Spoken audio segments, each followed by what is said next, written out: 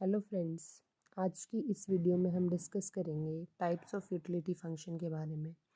तो सबसे पहले हम जान लेते हैं कि यूटिलिटी होती क्या है। तो यूटिलिटी क्या है?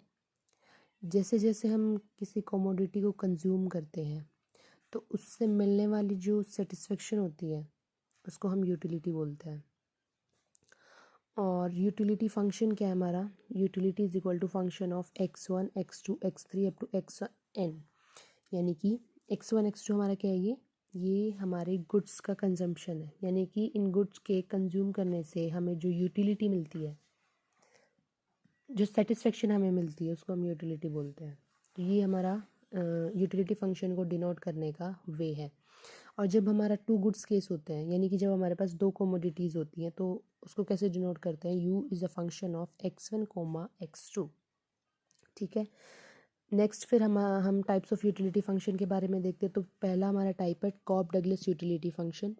इसको रिप्रेजेंट करने का, इसको लिखने का हमारा स्टैंडर्ड फॉर्म है u is equal to X A upon X A into Y की पावर b, जहाँ a और b क्या है? हमारे पॉजिटिव नंबर्स हैं और ये 0 और 1 के बीच में लाई करते हैं।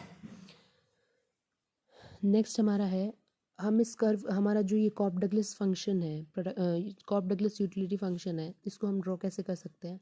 उसके लिए हमें मार्जिनल रेट ऑफ सब्सटीट्यूशन की ज़रूरत पड़ेगी। उसको हम कैसे निकाल सकते हैं? M U X upon M U Y, यानी कि हमारा जो यूटिलिटी फंक्शन है उसको सबसे पहले हम एक्स के रिस्पेक्ट में डिफरेंशिएट करेंगे, उसके बाद हम वाई के रिस्पेक्ट में डिफरेंशिएट करेंगे। तो जब हम यूटिलिटी फंक्शन को एक्स के रिस्पेक्ट में डिफरेंशिएट करेंगे तो हमारा क्या आ जाएगा? ये आ जाएगा। जब एक्स के रिस्पेक्ट में करेंगे तो वाई हमारा कांस्टेंट है, और ये जो एक्स की पावर ए है, ये ए हमारा आगे आ जाएगा और एक पावर सब्ट्रैक्ट हो जाएगी, और वाई एज इट इज़, क्योंकि ये कांस्टेंट है। सेम ऐसे ही एम यू वाई जब हम निकालेंगे तो क्या होगा? जो वाई की पावर है वो आगे आ जाएगी, ये आ गई, और जो बी वाई की जो पावर है वो एक सब्ट्रैक्ट हो जाएगी। तो जब हम ए को जो एक्स हमारा है, एक्स को नीचे लेके आएंगे तो पावर सब्ट्रैक्ट, और वाई को ऊपर लेके जाएंगे तो सब्ट्रैक्ट। तो हमारा जो एम आर एस है हमारा, वो इसके इक्वल बच गया। और फिर उसके बाद हमारा जो स्लोप आया वो इस फॉर्मेट में आएगा। सेकंड हमारा है परफेक्ट सब्सटीट्यूट्स। परफेक्ट सब्सटीट्यूट का हमारा फॉर्मेट होता है u is equal to A X plus B Y.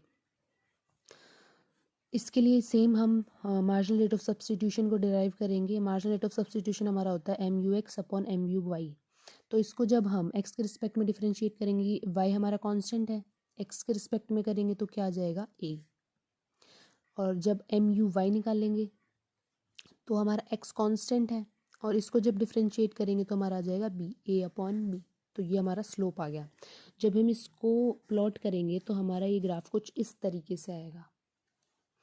Next हमारा है परफेक्ट कॉम्प्लीमेंट। परफेक्ट कॉम्प्लीमेंट का यूटिलिटी फंक्शन कैसे होता है?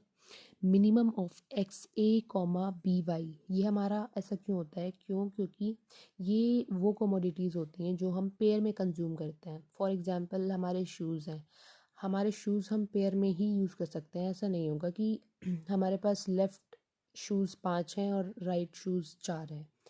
तो ये क्या होता है, हम इसका मिनिमम लेते हैं। हमें मिनिमम लेना होता है। सपोज़ अगर हमारे पास 5 शूज़ हैं और 4 शूज़ हैं, लेफ़्ट पैर के हमारे पास अगर 4 हैं और राइट के 5 हैं, तो हमें एट लास्ट हमारे पास पेयर्स जो होंगे वो 4 ही रहेंगे। तो इस परफेक्ट कॉम्प्लीमेंट यूटिलिटी फंक्शन को हम इस तरीके से डिनोट करते हैं। और इसका जो मार्जिनल रेट ऑफ सब्सटीट्यूशन है वो अनडिफाइंड होता है। वो ऐसा क्यों होता है? क्योंकि हम इसमें मार्जिनल रेट ऑफ सब्सटीट्यूशन हमारा होता क्या है?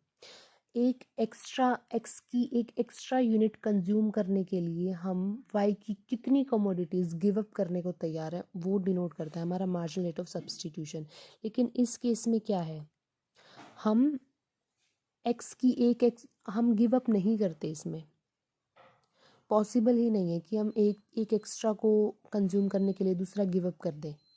तो इस केस में हमारा सब्सटीट्यूशन पॉसिबल नहीं होता। इस वजह से हमारा जो मार्जिनल रेट ऑफ सब्सटीट्यूशन है वो अनडिफाइंड होता है, और इसका जो ग्राफ होता है वो कैसे होता है? वो ऐसे होता है, और जो कंजम्पशन हमारा होता है वो यहाँ होता है, मिनिमम पॉइंट्स पर होता है।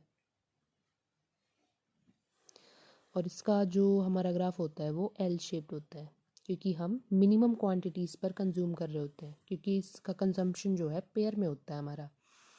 नेक्स्ट हमारा आता है quasi linear utility function. Quasi linear में क्या होता है हमारा, एक जो पार्ट होता है वो लीनियर होता है और एक नॉन लीनियर होता है।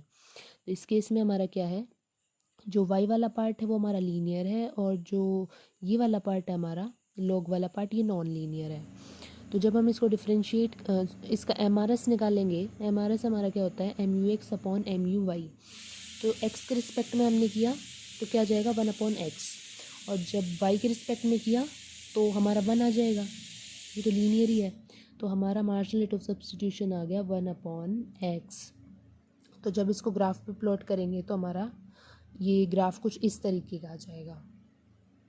So this was all about types of utility function.